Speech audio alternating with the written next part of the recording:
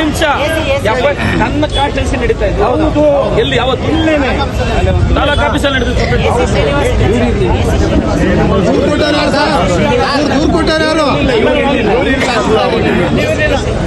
ನೀವು ನಮ್ಮವ್ರ ರೆಡಿ ಮಾಡ್ಕೊಂಡ್ರಿ, ಅಲ್ಲೇ ತಹಸೀಲ್ದಾರ್ ಕರಿತೀನಿ, ಊರಿಗೂ ಕೊಟ್ಟರೆ ನೋಡ್ರಿ ಇವ್ರದ್ದು ಏನೈತೆ ಕಾನೂನು ಪ್ರಕಾರ ಏನೇ ಇದ್ರು ಡಿಲೇ ಆಗಿದ್ರು ಕ್ಲಿಯರ್ ಮಾಡಿ. ನಮ್ಗೆ ನೋಟಿಸ್ ಕೊಟ್ಟು ಎನ್ಕ್ವೈರಿ ಮಾಡ್ತಾ ಇದ್ದಾರೆ ಸ್ವಾಮಿ. ಅವನ್ನೆಲ್ಲ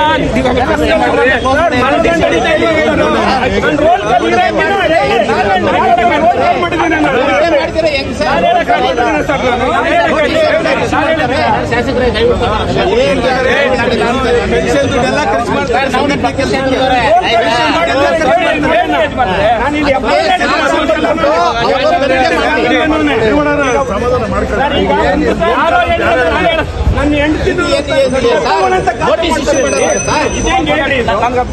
ಒಂದ್ಸರಿ ಬನ್ನಿ, ಒಂದು ಟೈಮ್ ತಗೊಂಡು ನೋಟಿಸ್ ಇಶ್ಯೂ ಮಾಡಿದ್ರು. ಮುಗೀತು.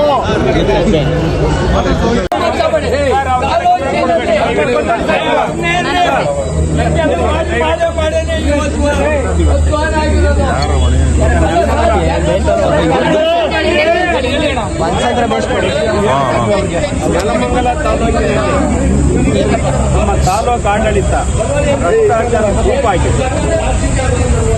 ನಾವು ಈಗಾಗಲೇ ಸುಮಾರು 15 ವರ್ಷದಿಂದ ನಾವು ಇಲ್ಲಿ ಮಾಡ್ತಾ ಇದ್ದೀವಿ. ಕೊಡ್ತೀನಿ ಸ್ವಾಮಿ. ನಮ್ಮ ನೆಲಮಂಗಲ ತಾಲೂಕಿನಾದ್ಯಂತ ರೈಲ್ವೆ ಅಕ್ವಿಜೇಷನ್ ಆಗಿದೆ. ಮತ್ತೆ ಏನಾಗಿರೋದಕ್ಕೂ ಭ್ರಷ್ಟಾಚಾರ ಕೇಸ್ ಹೇಳ್ತೀನಿ ಸ್ವಾಮಿ. ಅಲ್ಲಲ್ಲ, ಒಂದು ನಿಮಿಷ. ಈ ವಿಚಾರನ ನಾನು ಭ್ರಷ್ಟಾಚಾರದ ಕೂಪ ಆಗೈತೆ ನಾನು ಒಪ್ಪಕ್ಕೆ ತಯಾರಿಲ್ಲ.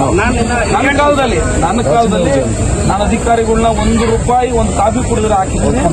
ದಿನ ಬೆಳಿಗ್ಗೆ ಆದ್ರೆ ರೈತರು, ಸಾರ್ವಜನಿಕರು ಯಾರು ಬರ್ತಾರೆ, ಕಚೇರಿಗೆ ಯಾರು ಹೋಗ್ತಾರೆ, 4 ಗಾಡಿ ತಗೊಳ್ಳಿದ್ರೆ ಕೆಲಸ ಮಾಡ್ಕೊಡ್ಬೇಕು ಅಂತ ಹೇಳಿದೀನಿ. ಮಾಡ್ಕೊಡ್ತಾವ್ರೆ. ಅವ್ರೇನಾದ್ರೂ ದುಡ್ಡು ತಗೊಂಡಿದ್ದ ದರ್ಶನ ನನ್ನ ಗಮನ ತಗೊಂಡ್ರೆ ಎಲ್ಲಾರನ್ನೂ ಎತ್ತಂಗಿ ದಯವಿಟ್ಟು ನೀವು ಹಿರಿಯರು ನಿಮ್ಗೆ ಗೌರವ ಕೊಡ್ಬೇಕು, ನೀವು ಕಾಲದ ಮಾಡ್ತೀನಿ. ನಾನು ಇಷ್ಟೆಲ್ಲ ಮಾಡ್ತಾ ಇರೋರಿಗೆ ಭ್ರಷ್ಟಾಚಾರದ ಕೂಪ ಆಗೈತೆ ಅಂದ್ಬಿಟ್ರೆ ಸಾಕ್ಷಿ ಕೊಡಿ. ಯಾವ ಅಧಿಕಾರಿ, ತಹಸೀಲ್ದಾರ್ ರೈತರ ಹತ್ರ ದುಡ್ಡು ತಗೊಂಡವ್ರ ಇಲ್ಲಿ ಕೇಳಿದ್ರು ನನಗೆ ಹೇಳಿ. ಒಂದು ಗಂಟೆ ಮಡಗಲ್ಲ ಅಂತ ತಹಸೀಲ್ದಾರ್ ಕೊಡಿ. ಏನಾಗಬೇಕು? ಆಯ್ತು ಸ್ವಾಮಿ, ಭ್ರಷ್ಟಾಚಾರಕ್ಕೆ ಸಾಕ್ಷಿ ಕೊಡಿ. ನಾನು ಕೊಡ್ತೀನಿ ಸ್ವಾಮಿ.